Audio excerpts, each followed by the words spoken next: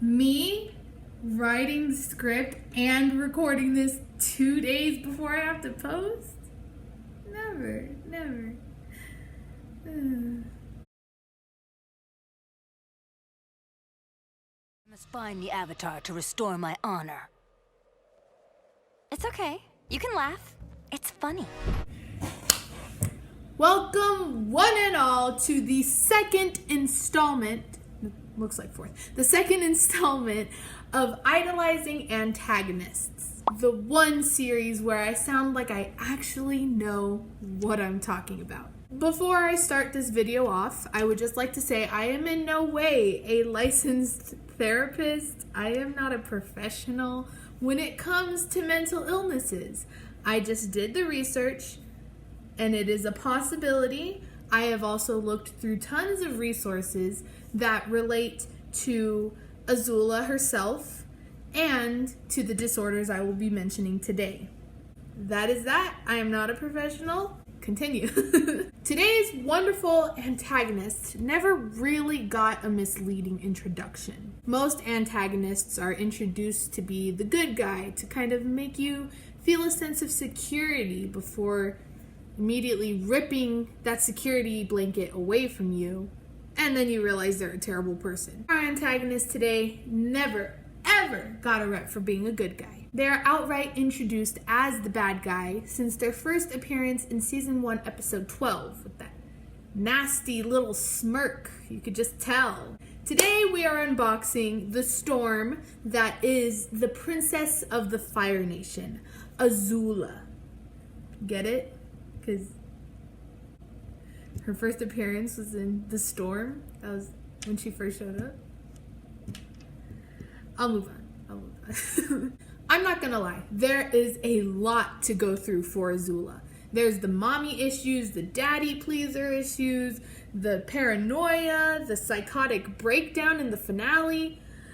It's a lot. The number of websites and resources I had to go through to find as much info as possible on her is astronomical. I even had to dig up scraps of the graphic novel that were leaked online to find more stuff, and even then I don't feel like it was enough. But I did it all for you guys. You asked and you shall receive. Okay, so let's talk about Azula's story. I won't be going over the details of Zuko and, the Agni Kai getting banished, all that stuff, because you should already know about that. I mean, come on, man. What are you doing watching this video that is literally filled to the brim with spoilers if you've never even seen the show? Come on. Anyways, Azula was born to Ursa and Ozai, the Fire Nation's prince at the time. Because of how powerful she was in her bending at such a young age, Ozai favored her over her older brother Zuko. Because of this favoritism, Azula became the daddy's girl and took a lot after his personality. She developed his ideals, his no mercy for the weak mentality. Her mother becomes scared of her and stays away from her, which you gotta admit. She was right, of course, but it still hurt. Her mom instead protected Zuko from the ruthlessness that he had to endure from Ozai and Azula because, again, learned behavior. So since Azula and Zuko go to their separate parents, Zuko is raised in a loving, nurturing environment, and Azula is raised in a toxic one. After Ozai takes over, because he killed his dad, and Zhao fails to conquer the Water Tribe, the Northern Water Tribe, Azula is tasked with capturing Zuko and Iroh, because they're both now refugees. Good luck capturing this hot piece of booty. You don't stand a chance against these men, little girl. And so Azula reunites with her childhood friends Tylee and May, and together they listened to Girl in Red. Hold on. Wait, they're not... But that scene and that episode... Okay, I guess. They just created a totally platonic, great girl group. Possibly the best girl group since the Brats back in the mid-2000s. And there's a lot that happens after this. You know, you have the pretending to be Kyoshi warriors, to get into Ba Sing Se, to kidnap Iroh and Zuko, and take over Ba Sing Se in the process. I mean, multitasking. And then, of course, there's almost killing her brother and a bunch of 13-year-olds again and again and again and again. And, of course, there's the Agni Kai in the finale. But I don't want to get onto that yet, because a lot of that pertains to Azula's main story line. I don't want to say story arc, because she doesn't get better. So to start off, I asked a couple of my fellow Avatar friends what they thought of Azula. Primarily why they liked her, because again, that's the whole point of this episode. I got great stuff, honestly. However, I wanted to point out these two in particular. One person said, I love Azula because she is so well planned out. She's a badass, a crazy, power-hungry badass. And another said that they did like her as a character. She is awesome. But they said the one reason they didn't like her was because she is so power-hungry and she tries to please her father, which is true. I just wanted to point out these two in particular together, primarily because they used the same language, both pointing out how power hungry Azula is. And I'm sure it's well evident to anyone who watches the show that Azula is highly paranoid and a control freak. And all of that kind of mixes into how much power she wants to have and how much power she strives to get, how hard she works to get it. This obsession with power has led many fans to theorize on what possible mental illnesses and disorders Azula might exhibit. I feel it's important to note that Azula is only 14 years old in the series, so this could just be her immaturity and development rather than an actual disorder. An anonymous Reddit user noted that they believed she had antisocial personality disorder, but more on the borderline personality disorder side. Common symptoms include emotional stability, impaired social relationships, and insecurity, all of which we see in Azula. This also explains why Ty Lee and May are her only friends, and the reason why she's so manipulative and controlling of them. Another possible disorder is obsessive-compulsive personality disorder. I admit this one is a little far-fetched, but hear me out. As described by the International OCD Foundation, OCPD is different from OCD. Individuals with OCPD feel their way is the right way and stick with their system of rules and morals, as opposed to people with OCD who are aware that their unwanted thoughts are irrational and unreasonable. OCPD often interferes with the social life of an individual, whether it be social or work-related. And individuals with OCPD often don't feel like they need treatment at all. All of these symptoms are shown in Azula. Azula is headstrong, not giving anyone else's opinion or ideas a second thought, just sticking with her own plans and ideals. And again, Azula's social life is deeply affected by her choices and attitude, whether it's the cause of a disorder or just her upbringing. And in the comics, Azula leaves the mental institution that she was put in, insisting that she's fine. She knows very well that she is still exhibiting symptoms of possible delusion and hallucinations, and even just being very antisocial. But she feels like she doesn't need treatment at all.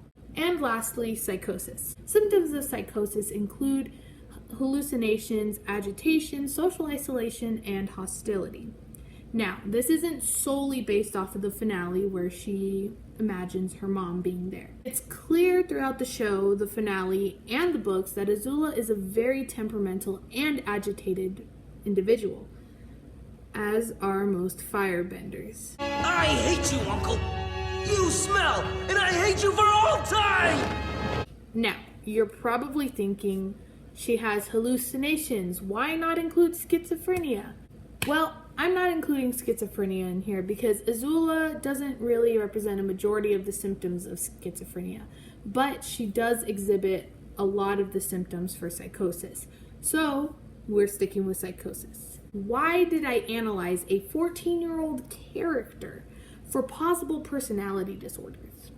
Well, the fact that Azula can be diagnosed with multiple disorders, and probably more than I mentioned, she should be a scarier villain, right?